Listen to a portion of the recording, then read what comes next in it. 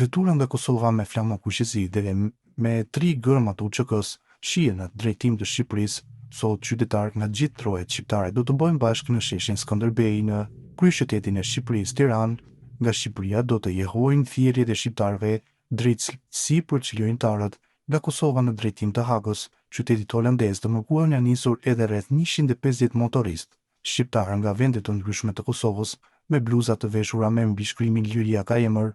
Nga Haga, marshi i tyre do të vijojë edhe drejt Brukselit. Për krahje për protest kanë deklaruar politikanë të ndryshëm shqiptarë nga Kosova dhe Shqipëria, teksa nga Kosova pritet të nisen rreth 60 autobus me qytetarë që do t'i bashkohen protestës në Tiranë. Autoritetet në Shqipëri dje kanë deklaruar se rruga e Kombit do të jetë pa pagesë për qarkullim sot më 17 tetor për të gjithë qytetarët në shenjë solidarizimi me protestën. Kujtojmë se protesta në përkrahje të ish-kryerëve të UÇK-s u organizua edhe në Prishtinë dhe në Hagë. Kreu shërbimit informativ kombëtar Fatos Klosi teksta komentonte debatin Rama Kurti për protestën pro UÇK-s që do të zhvillohet në Tiranë, zbuloi edhe disa të pathëna nga betejë e UÇK-s.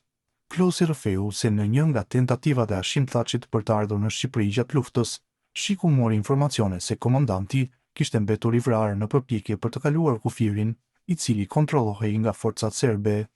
Unë se di që ka ndodhur në një qytet, në këtë datë, në atë datë, unë kam opinionet e mia për ata njerëz që kam bashkëpunuar me ta, i kam adhuruar madje në një farë mënyre sepse po sakrifikonin veten, e di mirë që po sakrifikonin.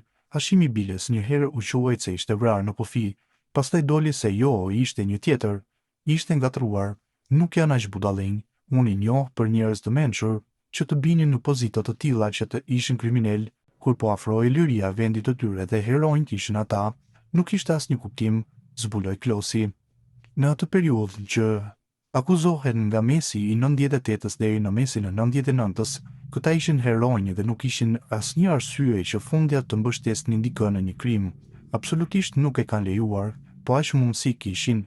Ato ishin mundësit. Unë them që situata deri këtu pse nuk ju dolën prokurorëve ato që mendonin, e nisën me Dick Martin, e nisën me shumë dëshmitar kosovar që për arsye personale për probleme të ndryshme dikujt i është vrarë vëllai, se thash se kujtoni se kështu po merrin hak, dolën që ishin dëshmi të reme, prandaj dhe u mbyllën ato.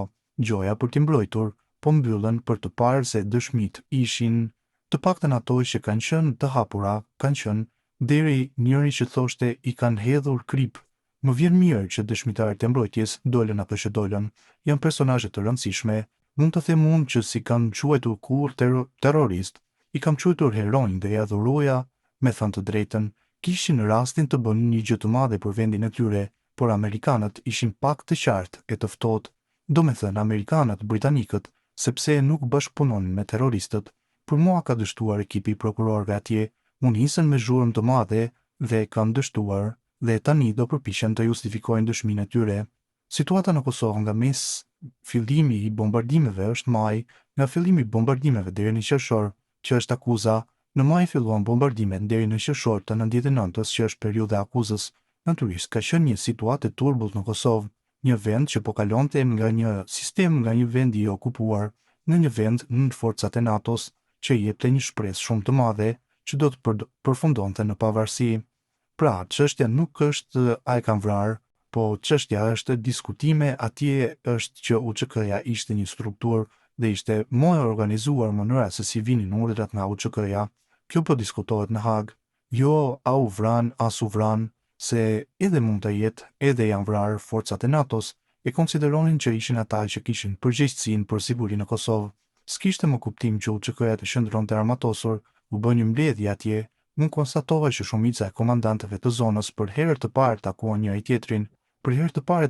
tjetrin, nuk e kishin takuar se e kupton zona ku luftohesh që ishin një zonë në territor të ushtrisë serbe, në territor të ushtrisë serbe, nuk është se lëviz Nikolaj, rrëfeu Klosi. Ai shtoi më tej se këta njerëz që akuzohen sot në Hagë i ka njohur personalisht, sipas Klosit, është bërë një përpjekje 2 javore për të bindur komandantët e UÇK-s që të dorëzojnë armat pas luftës dhe në lojë kanë hyrë amerikanët. Unë këta njerëz i kam njohur personalisht, ne i mbanim heronj edhe gjatë luftës, sepse edhe ata kanë sakrifikuar, nuk janë nga ata general që rrinë në një shtab edhe vritën ushtarat poshtë. Edhe këta kanë kaluar disa hera të kufirin që ishte vërtet shumë i vështirë, që kanë ardhur në Tiranë, kanë shkuar në takime ndërkombëtare, domethënë kanë qenë vetë të rrezikuar. Ramushi, një nga më të shkathit, por edhe ky Selimi është komandant i një zone ku është luftuar seriozisht, ndërkohë që Hashimi dhe Kadria kanë qenë politikan.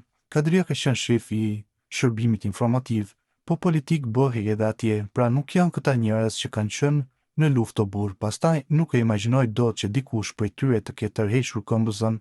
Ata po akuzohen që po, pse ushtria çlirimtare e Kosovës në luftë në fund të luftës dhe disa muaj nga akuzash mbas hyrjes së forcave të NATO-s në Kosovë, kur përgjegjësia ishte më. Unë kam qenë dëshmitar i përpjekjeve që u bën për ta çarmatosur UÇK-n.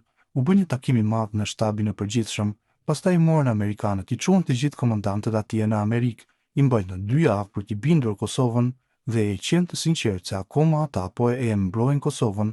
Nuk është ushtria e Kosovës ajo që jep garanci në Kosovë, është NATO që jep garanci, tha Klosi.